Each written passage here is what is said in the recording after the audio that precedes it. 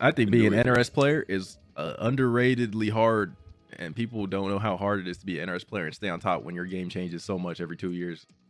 Think about it. We went from MK to Injustice to MK to Injustice, like every 2 years. Street Fighter 5. Oh man, I want to bite back right now. Hey, listen, bro. I don't know about that one. For Street Fighter, let me get my take.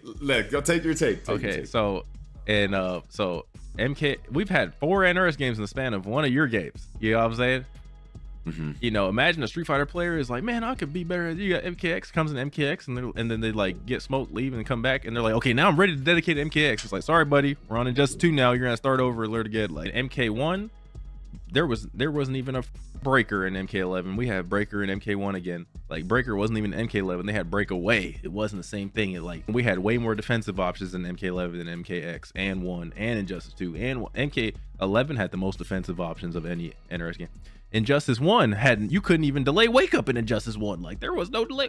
Injustice 1 introduced traits. There was no such thing as a trait until Injustice came out. MK has been notorious for the block button. Injustice doesn't have a block button. So we had to learn, for us NRS players, we had to learn how to. Oh no, not a block button. Oh god. Yeah, but people struggle to learn how to utilize the block button. Like people who don't play block button games, they get on an NRS game and they're like, I can't move. It's like, no, bro, you have to. I can't move, bro. I can't move. Exactly. Because you're used to moving while defending. When you're when you're in a NRS player, you have to create whiffs. You can't just walk back. Like, no, you have to dash block.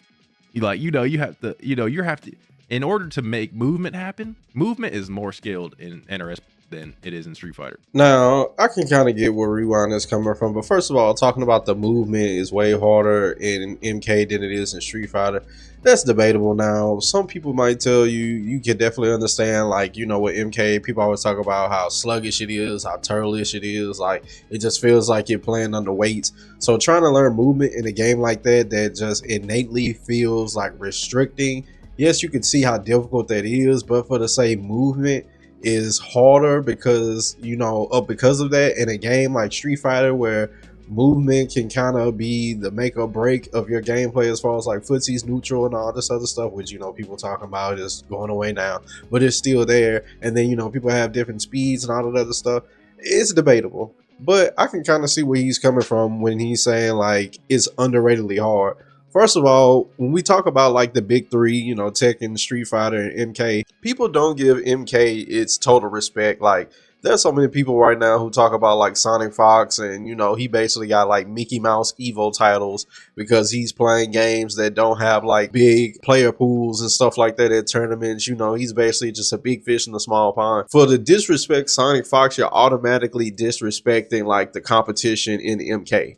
So people automatically don't give MK its total respect. And then at the same time, how often it changes. Now, MK is not the only fighting game that totally changes the way it's played, that gets rid of a lot of its legacy, which, you know, a lot of people have talked about. You know, Ed Boon, why do you keep changing stuff so much? Since MK9, things have constantly changed. But Street Fighter, we know, is a series that constantly change. I mean, 2 is not like Alpha. Those are not like Third Strike. Those are not like Street Fighter 4, and Street Fighter 4 and all those are before not like 5, and 5 is not like 6. So it all changes, but at the end of the day, Street Fighter still basically keeps, you know, its core mechanics. You can kind of hop from Street Fighter to Street Fighter. It's just about, do you like the mechanics and the games that's going on right now? Like, yeah, you could go from Alpha to playing like Street Fighter 5, but are you really going to put up with V-Trigger? Do you really like the different things in that game? You know, you can go to 6, but are you going to put up with throw loops? Are you going to put up with drivers, drive gauge, all the different drive mechanics? Like, it's just, you know, so it basically keeps its bones, its foundation, the total house, the things around it changes. MK, I mean, with how they change so much, and they're doing it like every year and a half, 2 years. It's crazy. I mean, we already at a point, MK1 just came out basically last year, and they're already talking about moving on. Like, so I can get how difficult it is. Now, he didn't say it's the hardest one. He just said it was underrated. And I agree with him. I feel like people don't give MK its respect in the FGC. Like, they respect it. It's like one of the biggest games and all that stuff. But when it comes to competitively, just the way people talk about Sonic Fox, you could tell they don't respect it. You know, so I feel like he's right. Like, for me to say they don't respect it as much as they should, I believe it's underrated. There are people who legit say Sonic Fox shouldn't be on the Mount Rushmore of fighting games. He's got 7 Evo titles, and like 5 of them come from MK. And you're basically saying like, oh, well, he don't count because he's playing in a game where it's not a lot of people in the competition. It's not as heavy.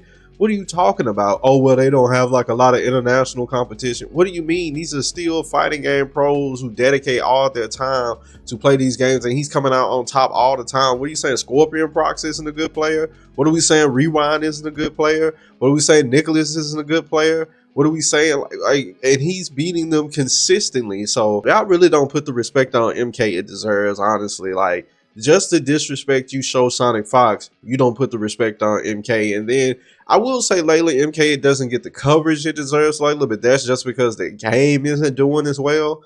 But I mean, even with MK10 and MK11, when they were out, people still, like, you know, when it came to like Evo titles and stuff like that, and games that people felt like is the hardest one, people always say Street Fighter and Tekken, they're the hardest competition, which I agree.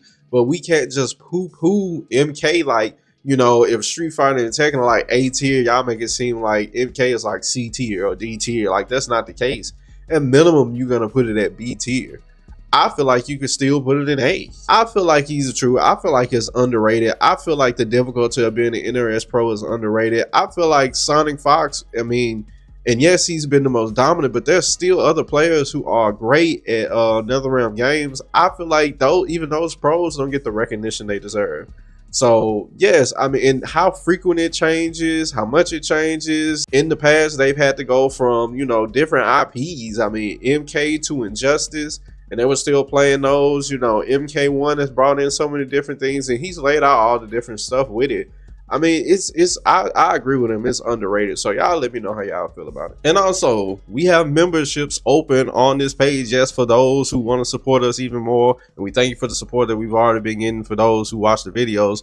We have memberships available. If you go and click that join button that's right next to the subscribe button, if you probably already subscribed, even for those who haven't, if you're going to subscribe, you want to support, hit that join button. You could be a member, and you can get some extra content like our full input output episodes and content that we don't typically post here on YouTube. You can get it in their membership section. So check it out. And if you guys want to support us even more, we very much appreciate it.